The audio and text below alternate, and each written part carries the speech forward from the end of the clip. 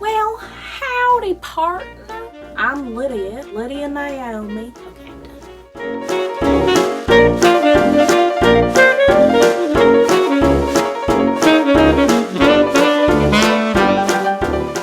today I'm going to show you how to make this. I will be showing you how to sew this with a serger and cover stitch machine, but don't get tripped up by that because I know most of you don't have those machines. All you need to do is use your zigzag stitch on your domestic sewing machine, and that works just as well. So any stitch that you see me doing, just do that with the zigzag machine and make sure you just keep it at the same seam allowance and you'll be totally good. So without further ado, let's get started.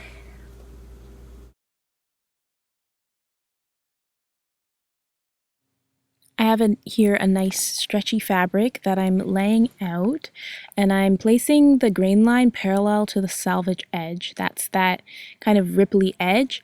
Then I pinned it and I'm cutting it out right close to the lines.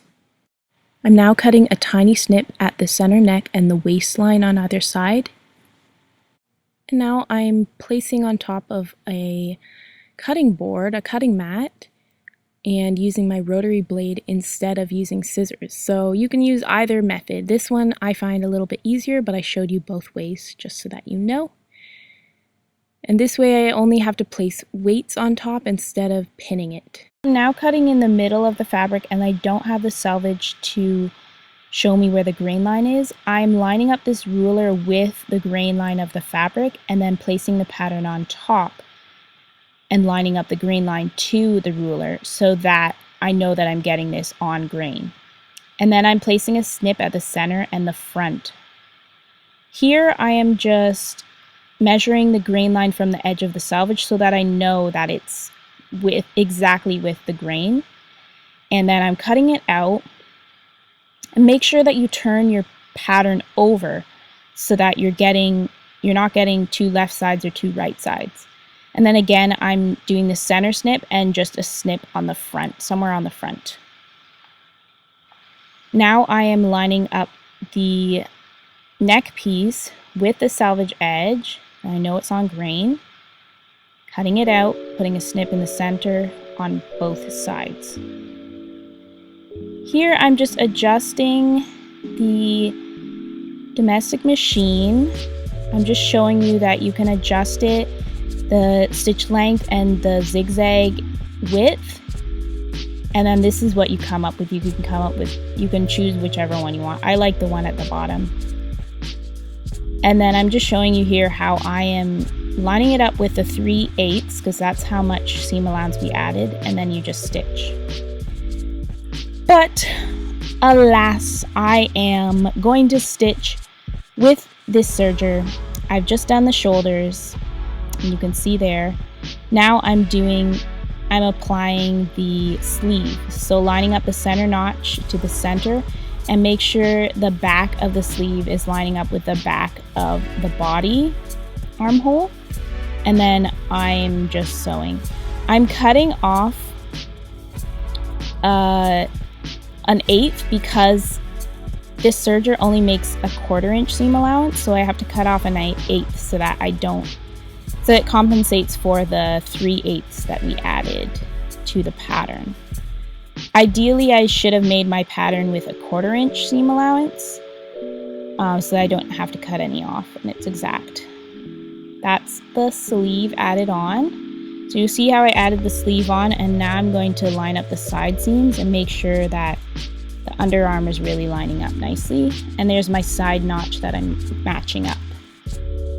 Here I am just serging it, taking off that 1/8, and I got to make sure that these seams line up. So I turn one way and one the other way and just really make sure that seam lines up. And then that side notch, I make sure it lines up so that we don't get one length longer than the other at the end. And here's the neck. I'm folding in half right sides to right sides, and I am sewing that up. and then you just flip that out so that you have your neck piece. And I flip one seam one way and one seam the other way so it's easier and flatter to sew.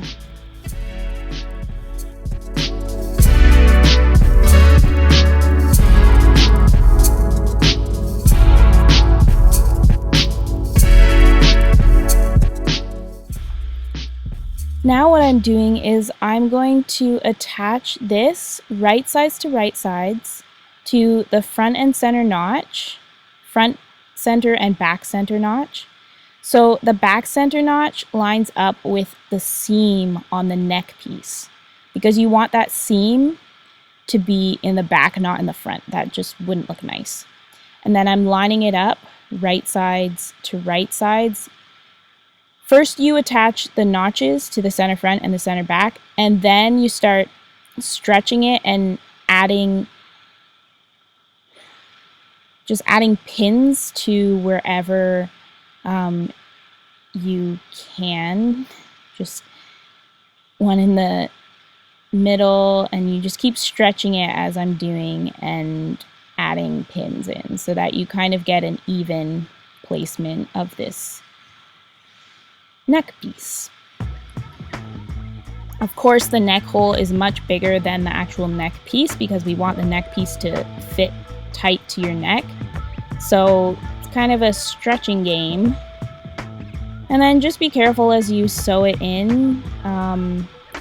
You kind of have to put it in, stretch it, and kind of pull it and line it all up between all those pins.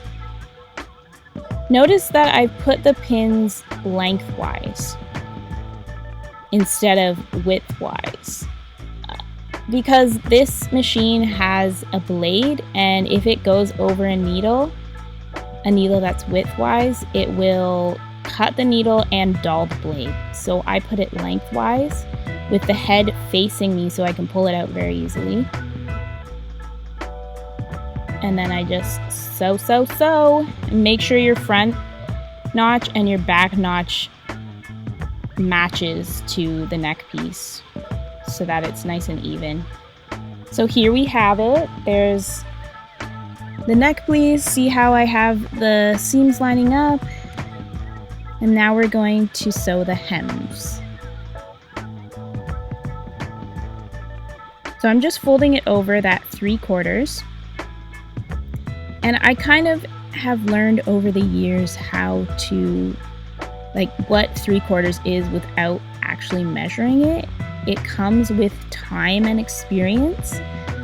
You can start by just measuring it yourself and kind of keep that same width along. So as I sew it on this cover stitch machine, I can't really see the bottom, so I'm kind of lining it up with what I can see, the fold I can see under the stitch. And then just sew it and line it up at the last stitch again.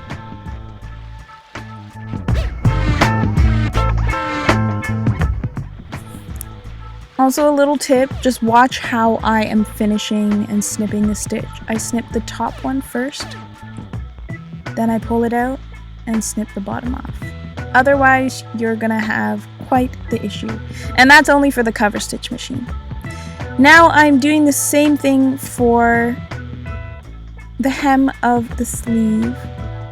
Same thing, it's just a smaller hem, so it's maybe a little more difficult to work with. But you can do it. We're done. And this is what it looks like flat. Ta-da, you're done. Woo!